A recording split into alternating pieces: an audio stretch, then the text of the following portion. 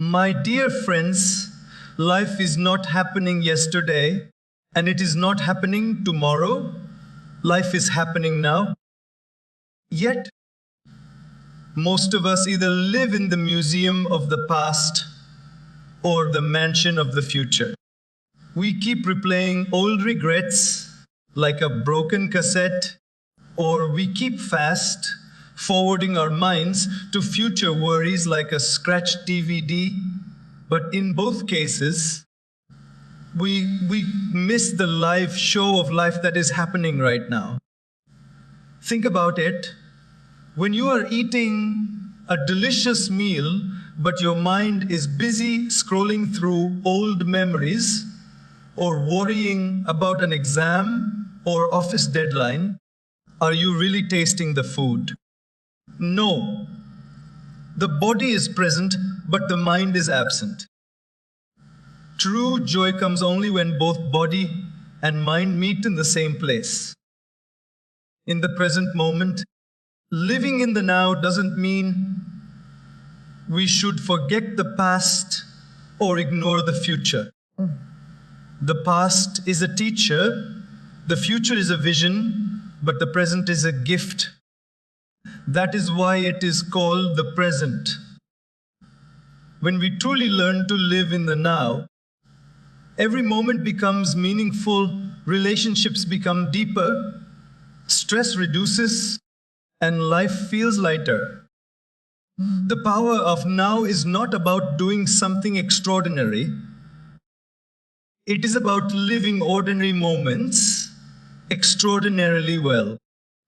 So, my friends, believe in the power of now, because this moment is all we truly have. Life is happening right now, in this very moment.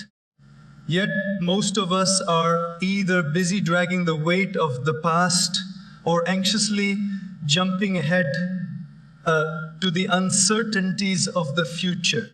If you carefully observe, yesterday is already history. It exists only in memory. Tomorrow is still a mystery. It exists only in imagination. But today, this very moment, is reality, and that's where life is unfolding. If you think about it deeply, every breath we take is happening now, not yesterday, not tomorrow. But strangely, while life is happening in the present, our mind often refuses to cooperate and wanders elsewhere. Imagine you are walking in a beautiful garden filled with fresh flowers and gentle breeze. If your mind is stuck on a mistake you made last week, will you enjoy the fragrance of the flowers? Or if your thoughts are worrying about what may happen in the office tomorrow, will you feel the peace of that breeze? Probably not. The body may be in the garden, but the mind is trapped elsewhere, and so the present gift is missed. This is the reality of most people's lives. We replay yesterday's regrets like an old movie on repeat mode. We think, I should have said this, I shouldn't have done that, why did that happen to me? But can replaying those scenes change them? Never. The past is a closed chapter. The only role of the past is to give us lessons. But many of us convert those lessons into lifelong prisons. Similarly, when it comes to the future, we often manufacture fear. What if I fail? What if I lose? What if things go wrong? But worry is nothing but using our imagination to create suffering before the problem even arrives. We borrow tomorrow's clouds and block today's sunshine. The truth is, we never actually live in yesterday or tomorrow. When tomorrow comes, it will also arrive as today. When yesterday was happening, it too was today. Life is always lived in the present. That is why the present is called a gift. If we learn to center our attention in the now, we begin to taste life fully. The tea tastes warmer, the conversations feel deeper, and even silence becomes beautiful. The power of now lies in its simplicity. It asks us not to escape life, but to enter life more fully. The past has its place in our lives. It is like a classroom where every experience, whether good or bad, leaves behind a lesson. But the problem arises when we confuse the classroom with our permanent home. Imagine a student who never leaves school, even after finishing his lessons, still sitting in the same class year after year. People would laugh and wonder, why are you still here? You've already learned this lesson. Now move on. Yet that's exactly what many of us do with our past. We keep revisiting old hurts, mistakes, or failures, and instead of taking wisdom from them, we take residence there. Think about a time when you said something wrong or made a mistake at work or in your relationships. Maybe you regret it even now. But regret is useful only if it transforms into learning. If you made a mistake once, it is fine. It was a lesson. If you keep making the same mistake again, then it becomes a habit. But if you keep remembering that mistake for years without moving forward, it becomes a burden. The past is like an old photograph. You can look at it, smile, learn something, but you cannot climb into that photo and live inside it. Many people hold on to resentment too. Someone hurt them years ago, and they keep watering that memory every day with anger. But what happens? The more you water it, the more it grows inside you, while the person who hurt you may not even remember. Holding on to the past is like drinking poison and expecting the other person to suffer. True wisdom is not forgetting the past, but using it as a stepping stone to grow stronger, wiser, and kinder.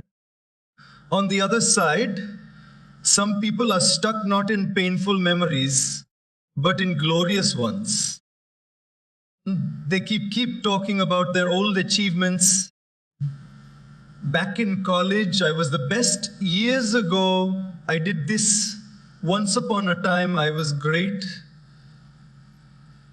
While there is nothing wrong in cherishing those moments, living only in them makes us blind to the opportunities of the present.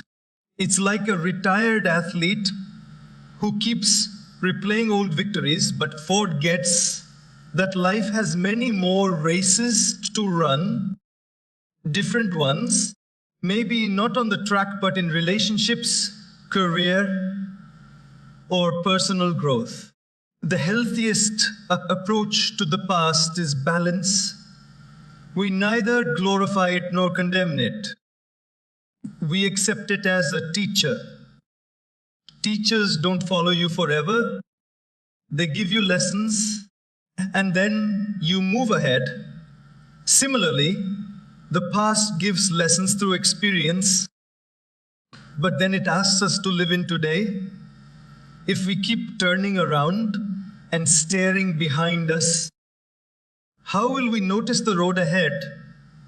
The past is valuable, but only when treated as a guide, not a permanent address. The future is like a blank page waiting for us to write on it. It is a vision of what could be, a possibility, a direction.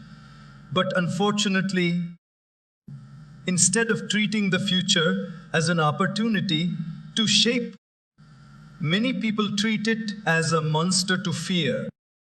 We worry endlessly about what might happen tomorrow, next month, or next year, and in doing so, we drain the energy we need to live today.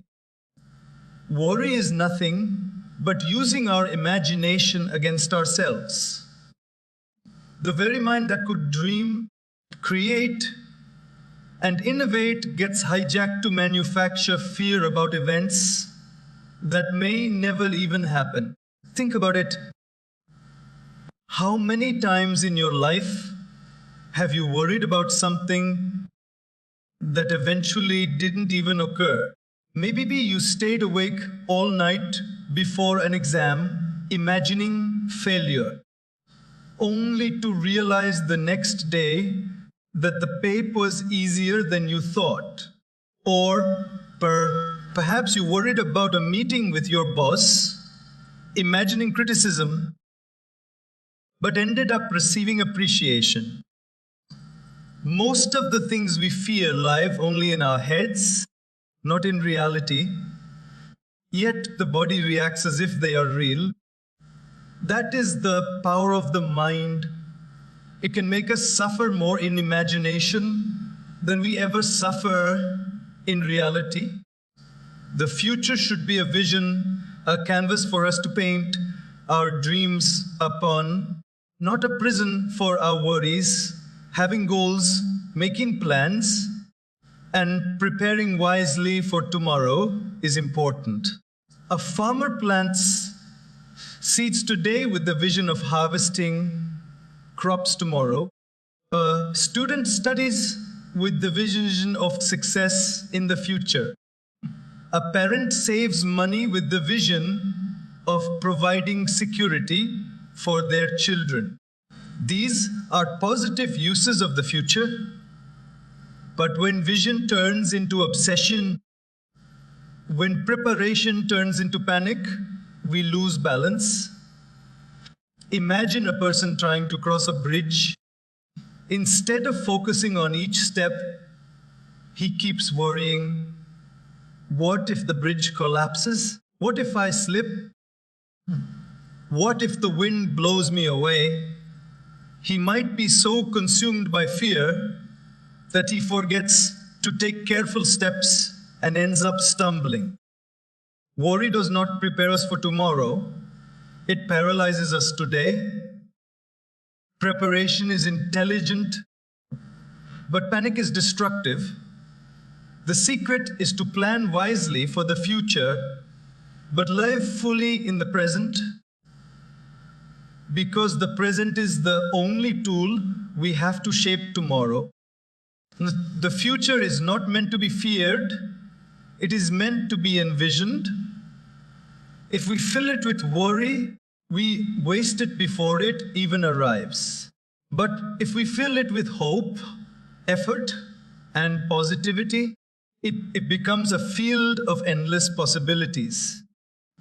The future is a vision, not a worry. When we truly understand this, our hearts find peace and our lives move with purpose. True joy does not come from having everything, nor does it come from running after endless desires. Real joy is experienced when our body and mind are present in the same place, at the same time, in the same moment. Many people live like two different entities.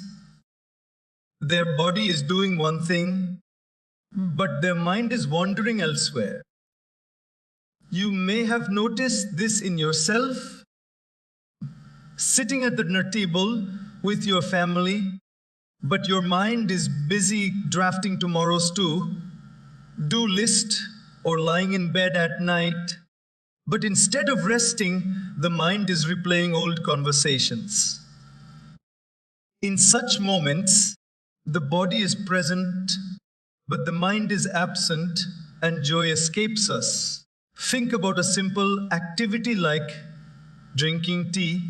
If your body is drinking tea, but your mind is lost in regret or fear, do you truly taste the warmth of that cup?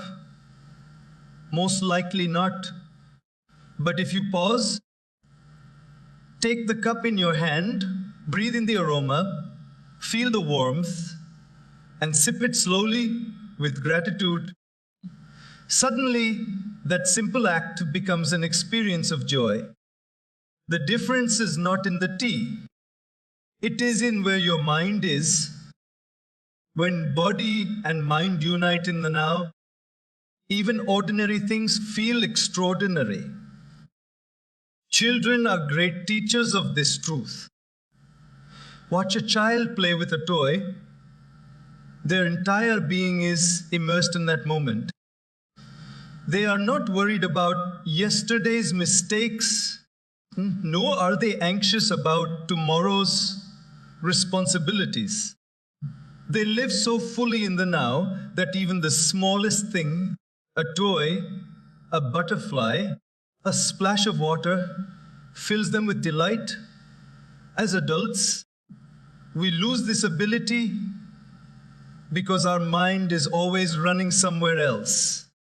We are often physically present, but mentally absent, and so we miss the joy hidden in life's small details. This disconnection between body and mind also affects our relationships. Imagine sitting with a friend or a loved one while scrolling through your phone.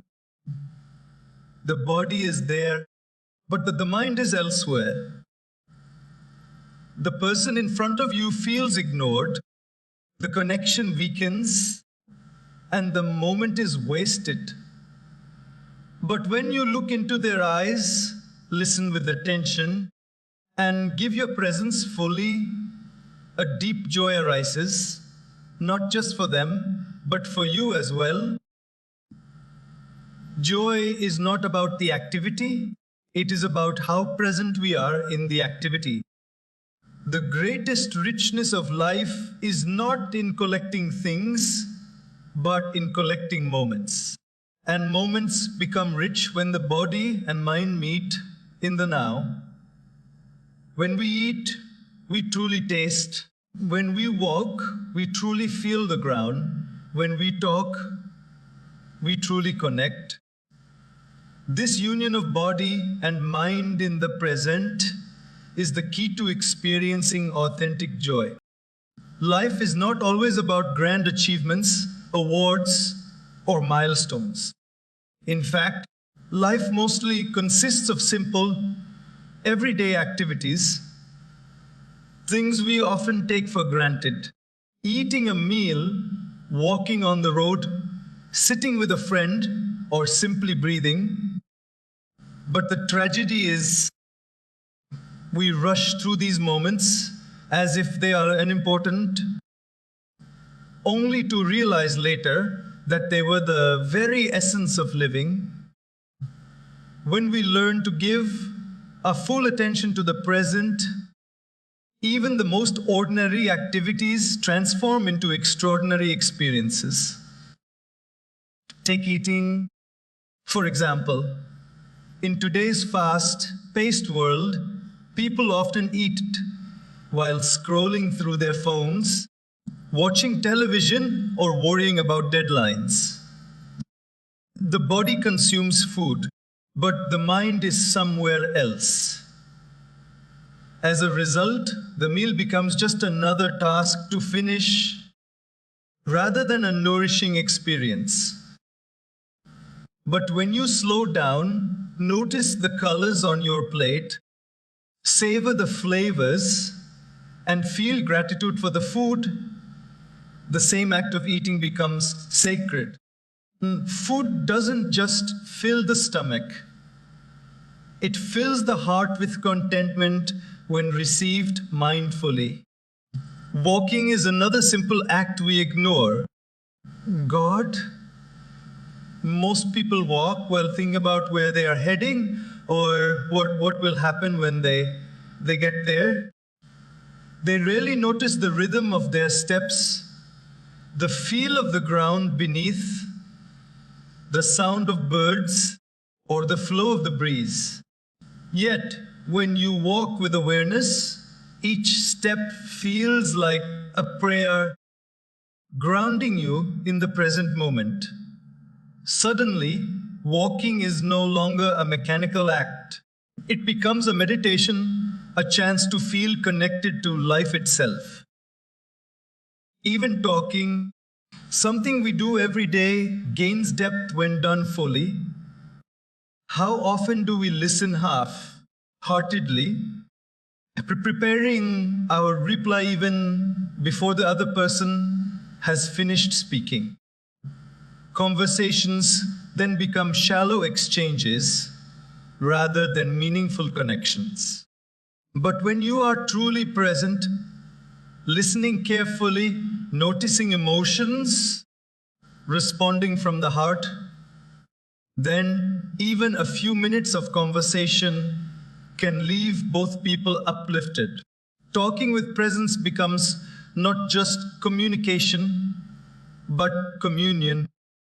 The beauty of life lies in these small acts, and mindfulness is the key that unlocks their richness. You don't need to wait for a promotion, a big house, or a vacation abroad to feel joy. Joy is hidden in the simplicity of everyday living. Washing dishes can feel calming if done with attention. Drinking water can feel refreshing if done with gratitude. Sitting silently can feel peaceful if done with awareness. When lived fully, every ordinary activity becomes sacred, carrying within it the potential to make us feel alive. The sacredness of life doesn't arrive only in temples, mountains, or extraordinary achievements. It is already present in each simple act we perform daily. The moment we learn to give our whole presence to these acts, we discover that life was never ordinary at all. It was always extraordinary, waiting for us to notice. Stress is one of the greatest challenges of modern life.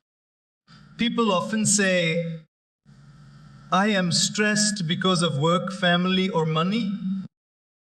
But if we look closely, stress doesn't come from situations themselves.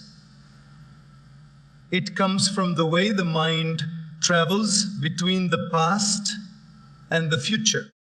Anxiety is born when we constantly replay yesterday's regrets or predict tomorrow's problems. Very rarely is stress about what is happening right now, in this very second. Most of the time, the present moment is simple and manageable. It is our mental time travel that creates the storm. Think about it. When you are sitting quietly with a cup of tea, there is usually no crisis happening at that exact second. Yet the mind begins wandering. Why did that person say this to me yesterday? What if my plan fails tomorrow? How will I pay that bill next month? In this way, the mind digs up ghosts of the past and manufactures monsters of the future, and we end up suffering twice, once in imagination, and then again if the actual problem even occurs. Stress is often nothing more than suffering in advance. The present moment, however, has a calming effect. When we learn to anchor ourselves in the now, stress reduces naturally because the mind is not divided between yesterday and tomorrow. Breathing deeply, noticing the sensations of the body, and paying attention to what is in front of us brings us into a space where anxiety cannot dominate.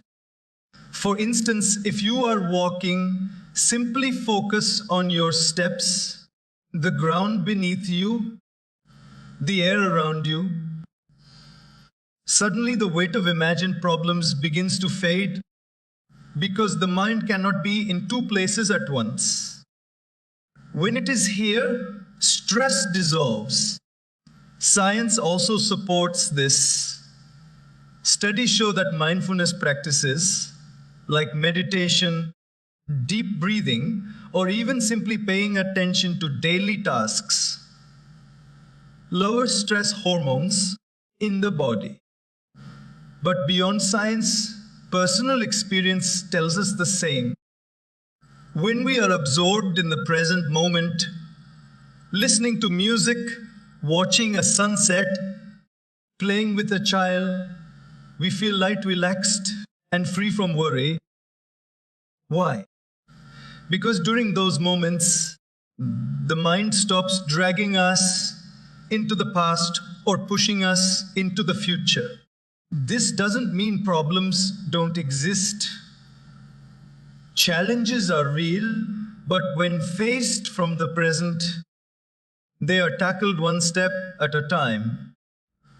Stress multiplies when we try to solve tomorrow's 100 problems today, but life is not asking us to solve all of them at once. It only asks us to take the next step now. Living in the present doesn't erase problems, but it gives us the clarity and calmness to deal with them wisely without being drowned by unnecessary anxiety. The power of the present is that it reduces stress by bringing us back to where life is truly happening right here, right now.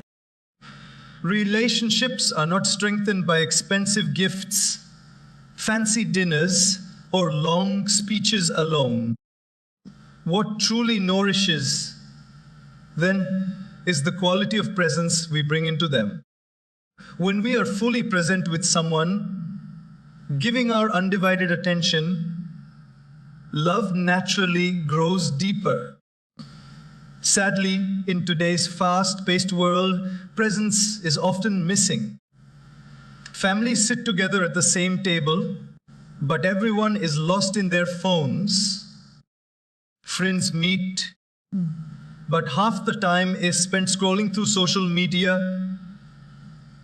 Couples live under the same roof, yet the conversations are shallow because the mind is elsewhere. In such cases, the body is present, but the heart and mind are absent, and so the bond weakens. Think about the times you felt most loved. Was it when someone bought you something expensive? Or was it when they truly listened to you without distraction? More often than not, it is presence that makes us feel valued. When someone puts away their phone, looks into our eyes, and listens carefully, we feel unrespected and cared for. That's the power of being in the now. It communicates love without words. Children often crave this presence the most. A child doesn't always need toys or big surprises. They need their parents to be fully present, playing with them, listening to their little stories, answering their endless questions.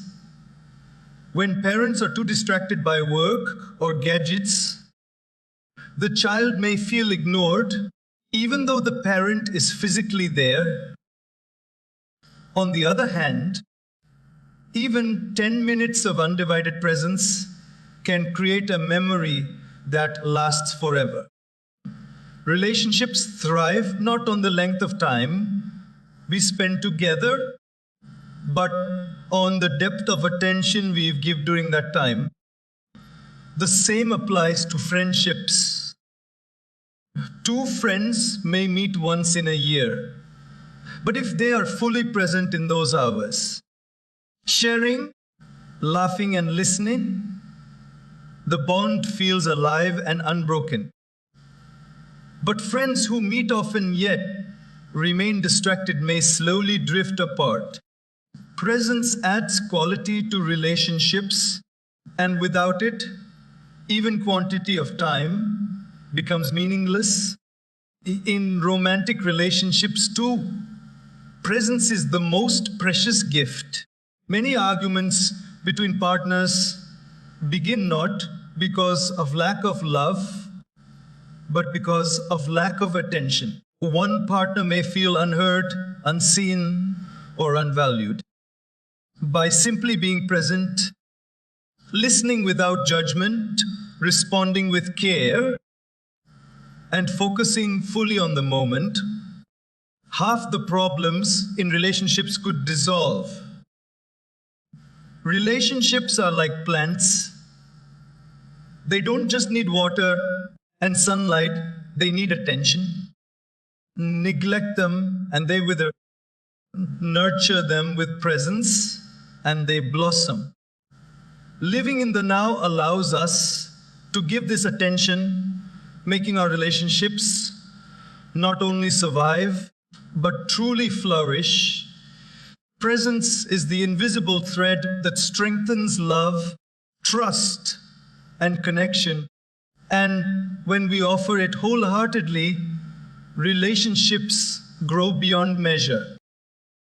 Gratitude is not about having everything, it is about noticing what we already have.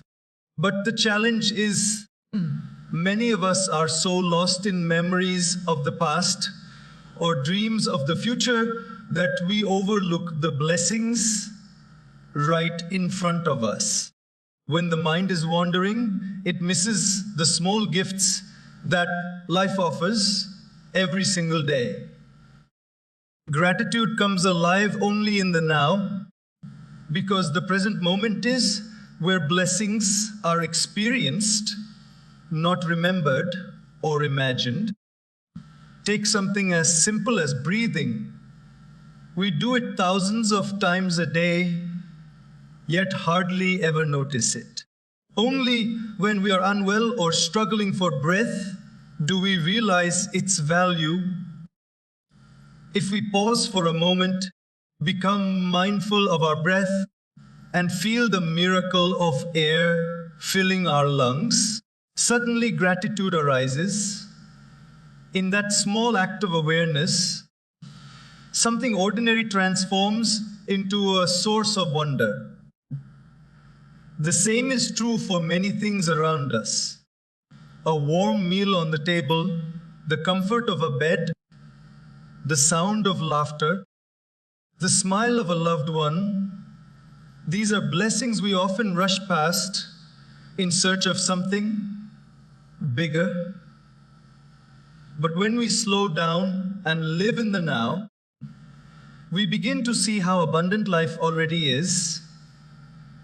Gratitude does not always require grand occasions. It is often hidden in life's smallest details, waiting to be noticed. Gratitude in the present also changes our attitude.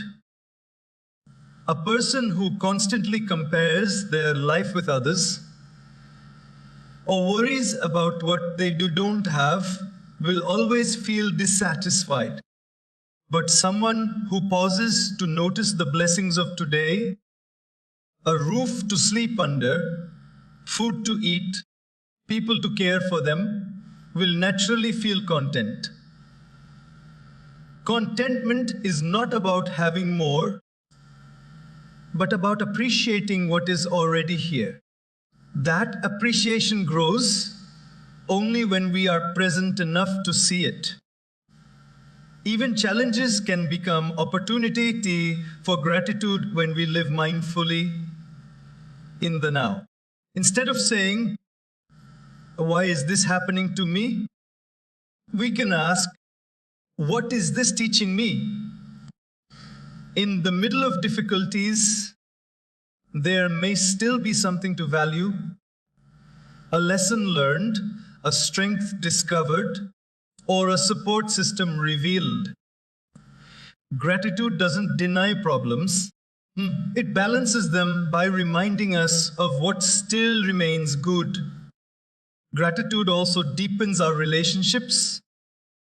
When we are present, we notice the little acts of kindness others show us. A smile, a helping hand, a listening ear.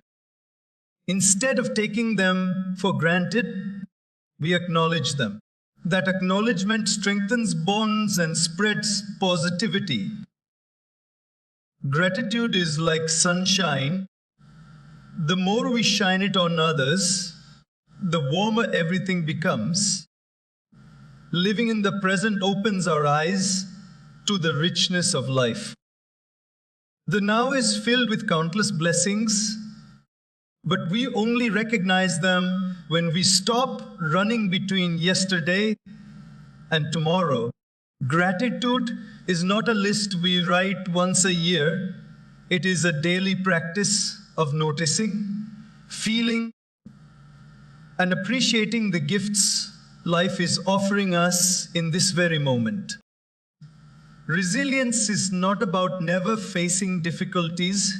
It is about how we respond to them.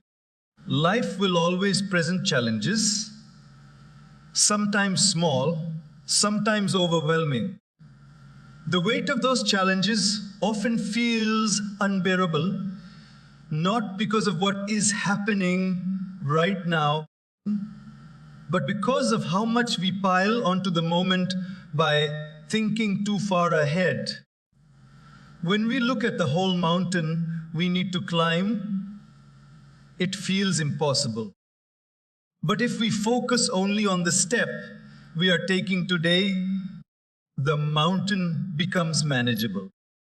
Living in the present teaches us to face life one step at a time, and that is the secret to resilience. Think of a long journey.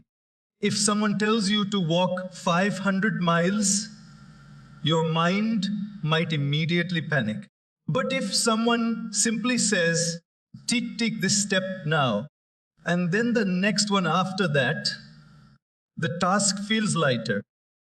In the same way, life's difficulties seem overwhelming when we imagine all the problems of tomorrow stacked on top of today.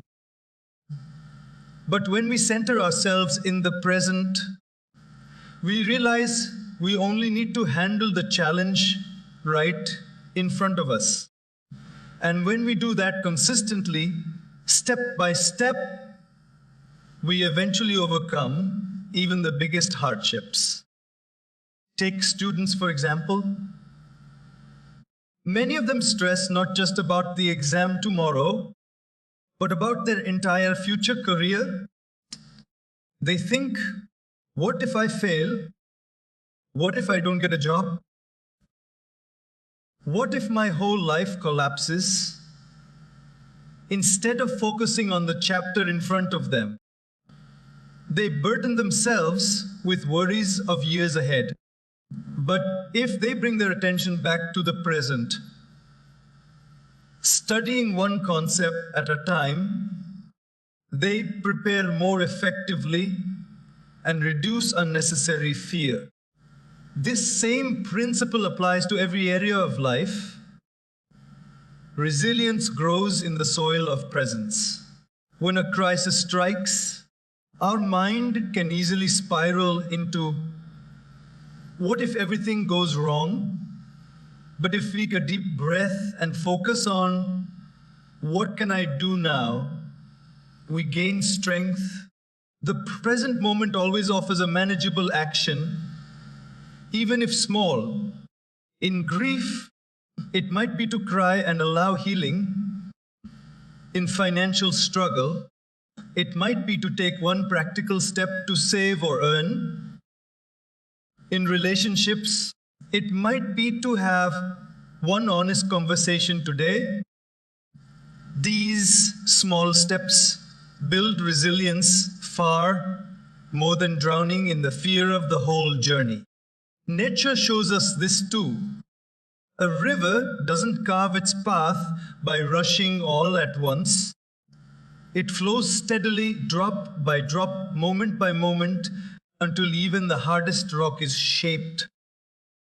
Similarly, by living in the present and focusing on today's effort, we develop patience and strength. Resilience is not about carrying tomorrow's burdens today. It is about carrying only what today requires. And when we do that, challenges become stepping stones rather than stumbling blocks. The present moment is often overlooked because it feels so ordinary, yet it holds extraordinary power. We hear it often. The present is a gift. That's why it's called the present. But few truly understand what that means. A gift is something precious, something offered with love, something meant to be cherished. Yet most of us receive this gift of time without opening it. We keep our eyes fixed on what has already been lost in the past or what is yet to come in the future, forgetting that life is offering us something valuable right now. Every day we wake up with 24 fresh hours, and how we use them determines the quality of our life. If we treat them carelessly, wasting time on complaints, distractions, or worries, we are like someone who leaves a wrapped present unopened, not realizing its worth. But when we open the gift of today with gratitude and awareness, we discover opportunities, connections, and joys that were always there but unnoticed. Honoring the present doesn't mean doing something dramatic. It means valuing the moment enough to live it fully. Consider how people behave when they receive a real gift from someone they love. They unwrap it carefully, smile with appreciation, and treasure it. Imagine if we treated each day with the same respect. Instead of rushing or resenting it, we could pause, acknowledge it, and use it wisely. Whether it's enjoying a meal, having a conversation, working on a task, or simply resting, each moment becomes meaningful when we see it as a gift. This perspective also changes how we see life itself. Often we postpone our happiness, saying, I'll be happy when I get that promotion, when I buy that house, when I travel there. But life doesn't begin in the future. It is happening now. Waiting for tomorrow's for conditions to be perfect is like keeping a gift sealed forever, hoping the next one will be better. The truth is, joy can be unwrapped right now, in this very moment, if we choose to honor it. When we treat the present as a gift, it also transforms the way we handle challenges. Even in difficult times, we can ask, what can I learn from this moment? What strength can I develop here? Just as some gifts come wrapped in shiny paper and others in plain wrapping, every moment may not look attractive at first, but each one carries something valuable if we open it with the right mindset. The present is not just time passing, it is life itself unfolding. Honoring it means giving our best to the moment, showing gratitude, and being fully alive. When we do this consistently, life no longer feels like a race of chasing tomorrows or escaping yesterdays. It feels like a celebration of the gift that has always been in our hands, the present moment.